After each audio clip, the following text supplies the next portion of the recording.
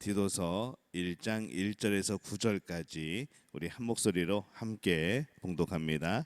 하나님의 종이요 예수 그리스도의 사도인 나 바울이 사도된 것은 하나님이 택하신 자들의 믿음과 경건함에 속한 진리의 지식과 영생의 소망을 위함이라. 이 영생은 거짓이 없으신 하나님이 영원 전부터 약속하신 것인데 자기 때에 자기의 말씀을 전도로 나타내셨으니 이 전도는 우리 구주 하나님이 명하신 대로 내게 맡기신 것이라. 같은 믿음을 따라 나의 참 아들 된 디도에게 편지하노니 하나님 아버지와 그리스도 예수 우리 구주로부터 은혜와 평강이 내게 있을지어다. 내가 너를 그레데에 남겨둔 이유는 남은 일을 정리하고 내가 명한 대로 각 성에 장로들을 세우게 하려 함이니 책망할 것이 없고 한 아내의 남편이며 방탕하다는 비난을 받거나 불순종하는 일이 없는 믿는 자녀를 둔 자라야 할지라.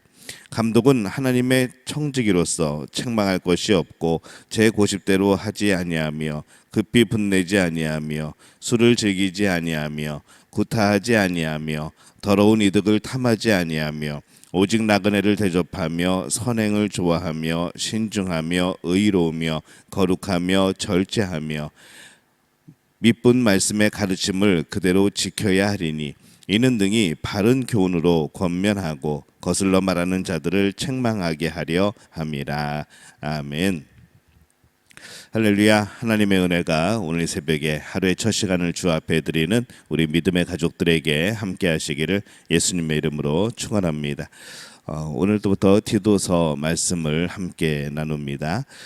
이 디도서는 바울이 그의 후배 목회자 디도에게 이 교회에서 믿음을 어떻게 가르쳐야 하는지에 대해서 말씀을 하고 있습니다. 가장 중요하게 나타나는 삶으로 나타나는 것이 무엇인가 하게 될 때에 온전한 믿음이라 강조를 하는 것이죠. 믿음은 생명력이 있습니다. 믿음은 그냥 추상적이거나 우리가 그냥 알고 있는 그냥 죽은 어떤 우리 신념이나 그런 것이 아니고 믿음은 생명력이 있습니다. 존귀한 진리이고 유일한 소망입니다. 그렇기 때문에 이 믿음을 알게 된 사람, 믿음을 선물로 받게 된 사람은 가만히 있지를 못하는 것이죠. 그래서 오늘 말씀의 1절과 2절에 보면은 하나님의 종이요 예수 그리스도의 사도인 나 바울이 사도가 된 것은 하나님이 택하신 자들의 믿음과 경건함에 속한 진리의 지식과 영생의 소망을 위함이라 이렇게 말씀을 합니다. 이 바울은 그가 믿음을 얻게 되었을 때, 또 믿음이 생겨나게 되었을 때에 그것으로 그치지 않고 그것을 또 전하기 위하여서 발벗고 나서는 그의 모습을 봅니다. 그가 너무나도 자기 평생에 헛된 것을 또 쫓으며 살아왔던 그것을 깨닫고 이제 예수 그리스도를 만나고 정말 감당할 수 없는 그런 진리, 예수 그리스도를 만났기 때문에 그는 이제 그것을 전하지 않고서는 배길 수 없는, 또 전해야 한다는 소명과 책임을 갖게 된 그런 사람이 되어진 것이죠. 그래서 이 믿음은 죽어가는 사람을 살리는 생명력을 가지고 있습니다. 이 세상 사람에게 가장 필요한 것은 바로 이 세상의 지식이 아니고 진리에 대한 지식입니다. 진리는 바로 예수 그리스도이죠. 이 믿음은 영생의 소망을 알리는 가장 기쁜 소식입니다. 이 세상의 그 어떤 학문도 어떤 철학도 어떤 사상들도 이 영원한 천국에 대하여서 그렇게 증거하고 그렇게 전하고 또 그렇게 그것을 권유하고 추천하는 그러한 것들이 없습니다. 그냥 사람들의 어떤 생각 속에서 무엇인가를 추상적으로 생각하는 그러한 것들이죠. 하지만 이 믿음은 굉장히 그런 면에 속한 것 같지만은 우리 삶에 현실적으로 나타나게 되어지고 살아 숨쉬는 것이 바로 이 믿음입니다. 하지만 믿음은 많은 수고를 해야 하고 또 자신의 전부를 하나님 앞에 드려야 하는 또 그런 것이기 때문에 또 어렵기도 하죠. 그러나 그래도 이 믿음의 진리가 담겨져 있고 참 소망이 담겨져 있기에 또 그것이 더 전파되어야 되어지는 것이고, 또 믿음 안에 생명력을 아는 사람들은 또 당연히 그 믿음을 붙들고 또 하지 말라고 그래도 전하게 되어지는 것이 바로 믿음입니다. 만약에 침묵하고 있다고 한다면 아마 그 사람은 믿음이 없는 사람일 겁니다. 여러분들은 믿음의 생명력을 느끼고 살아갑니까? 또 이 믿음을 전하고 있습니까? 나를 통해서 이 몇 명의 사람들에게 이 믿음의 생명력이 전해지고 있습니까? 제가 계속해서 믿음이라고 지금 강조를 하지만은 사실 이 믿음은 복음이고 또 예수 그리스도를 믿는 바로 그러한 것이죠. 믿음은 힘없는 어떤 것이 아닙니다. 그냥 나 혼자의 신념이 아니라는 것이죠. 우리가 늘 조심해야 될 것은 이게 내 신념인지 하나님이 주신 믿음인지 이것을 분별할 필요가 있습니다. 신념은 내 생각에, 내 마음에, 내 경험에 기반을 두는 겁니다. 하지만 믿음은 하나님이 주신 선물인 것이죠. 하나님께 기반을 두고 하나님을 경험한 그 경험이 바탕이 되어지는 겁니다. 그래서 때로는 무엇인가 우리가 굳건하게 믿고 굳건하게 생각하고 이것은 절대 흔들리지 않는 진리라고 말하지만은 가끔 그것이 그냥 우리의 신념일 때가 있습니다. 그냥 내가 그렇게 믿으려고 하는 것이죠. 하지만 이 믿음이라고 하는 것은 전혀 다릅니다. 믿어지게 되는 것이고 또 하나님이 주신 선물이고 그것을 통하여서 이 복음을 깨닫게 되어지는 것이고 또 그것을 통하여서 하나님이 이끌어 가시는 그 삶을 경험하게 되어지는 겁니다. 그래서 이 믿음은 어떤 어둠이라도 몰아내는 강력한 빛이 되어지죠.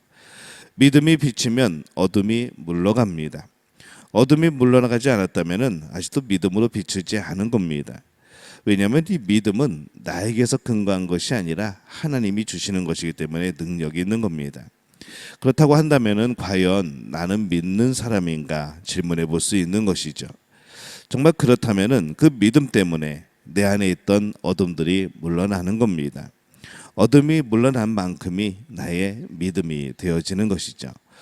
오늘 말씀에서 이 바울은 디도에게 어떤 사람을 장로로 뽑아야 하는지 지금 말해주고 있습니다. 이 장로의 모습은 장로만이 생각할 그런 모습이 아니고 이 장로라는 그 믿음을 가지고 믿음이 성숙한 사람으로 교회에서 그 믿음을 가르치고 또 전해야 되는 그런 사람들인 것이죠. 그래서 오늘 말씀에서 이 말하는 장로의 자격은 이 장로라고 하는 요즘의 장로라고 하는 그런 직책뿐만 아니라 믿음을 가진 어떤 사람에 대한 그런 이야기입니다. 그래서 모든 신앙인이 가져야 하는 모습에 대한 그런 방향을 제시하고 있는 것이죠. 이 장로의 자격은 여러 가지 모양으로 나옵니다. 오늘 7절에서 8절에 보면은 이 감독은 하나님의 청지기로서 책망할 것이 없고 제 고집대로 하지 아니하며 급히 분내지 아니하며 술을 즐기지 아니하며 구타하지 아니하며 더러운 이득을 탐하지 아니하며 오직 나그네를 대접하며 선행을 좋아하며 신중하며 의로우며 거룩하며 절제하며 이렇게 되어 있습니다. 이러한 모습은 마치 믿음과는 어떤 다른 것처럼 느껴지기도 합니다. 이게 믿음의 모습인가라고 생각하게 되어지는 것이죠. 그러나 이러한 모습은 분명히 믿음에 대한 그런 내용들입니다. 왜냐하면 믿음이 옷을 입고 나타나게 될 때에 보여지는 그것들이 바로 좀 전에 말씀한 바로 그러한 내용들이라는 것이죠. 이러한 것들이 믿음의 모습이고 또 그러한 향기이기 때문에 이 믿음이 필요한 이 장로 또 감독을 뽑을 때 이것을 보게 되는 겁니다.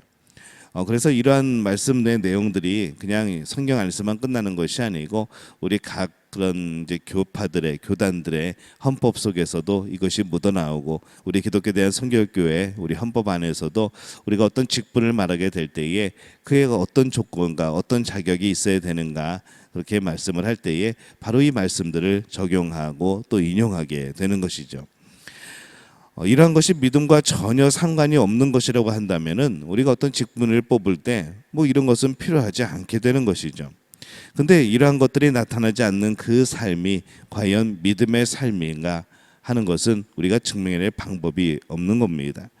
이러한 모습은 빛으로서 믿음이 우리 안에 들어왔을 때 우리 안에 빛을 비추고 어둠이 물러가고 우리 삶의 전 영역이 바뀌게 나타나는 바로 그러한 열매들이고 결과라는 것이죠. 우리는 이런 열매들이 있습니까? 우리 직분자들이 이런 열매를 지금 소유하고 있습니까?